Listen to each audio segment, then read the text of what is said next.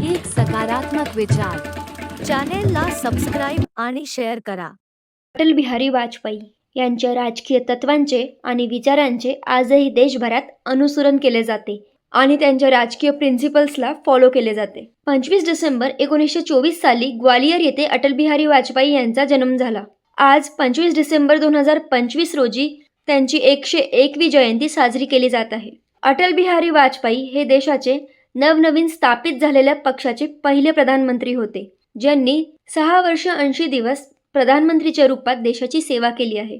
यांच्या राजकीय व्यक्तिमत्वाचे आणि राजकीय परिभाषेचे आजही संपूर्ण भारतात सगळ्या राजकीय नेत्यांकडून आदराने नाव घेतले जाते.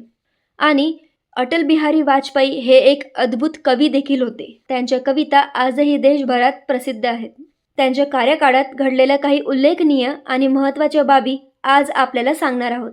अटल बिहारी वाजपेयी जेव्हा कानपूर येथे कायद्याचे शिक्षण घेण्यासाठी कॉलेजमध्ये गेले होते, त्यावेळेस त्यांचे वडील सुद्धा त्यांच्याच कॉलेजमध्ये कायद्याचे शिक्षण घेत होते. म्हणजे अटल बिहारी वाजपेयी आणि त्यांचे वडील क्लासमेट्स होते आणि ते एकाच हॉस्टेलमध्ये एकाच रूममध्ये राहत होते.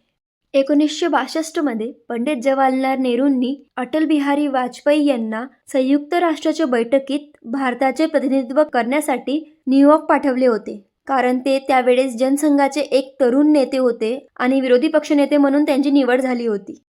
जेव्हा 1973 मध्ये काँग्रेस सरकारने पेट्रोलचे भाव 7 पैशांनी वाढवले होते, त्यावेळी अटल बिहारी वाजपेयी हे संसदमध्ये बैलगाडीने आले होते. जेव्हा अटल बिहारी वाजपेयी प्रधानमंत्री होते, तेव्हा त्यांनी सुवर्ण चतुर्भुज म्हणजे राष्ट्रीय महामार्ग जोडण्याचे काम केले होते. ते म्हणजे दिल्ली, मुंबई, चेन्नई व कोलकाता यांच्यासारख्या मोठ्या शहरांना एका महामार्गावर जोडण्याचं काम अटल बिहारी वाजपेयी यांनी त्यांच्या सरकारमध्ये केला होता. हा महामार्ग म्हणजे 5846 किलोमीटर लांबीचा महामार्ग होता. यामुळे भारताच्या वाहतूक व व्यापाराला नवीन गती मिळाली आहे. शिक्षण अभियान, ग्राम सडक योजना अशा महत्त्वपूर्ण योजना अटल बिहारी वाजपेयी यांच्या काळात सुरू झाल्या होत्या. 1998 मध्ये राजस्थान पोखरण येथे अणुचाचणी करून भारताला अणुराष्ट्र म्हणून जगासमोर आणले होते आणि यामुळे भारताचे ग्लोबल पॉलिटिक्समध्ये एक मजबूत स्थान निर्माण झाले होते.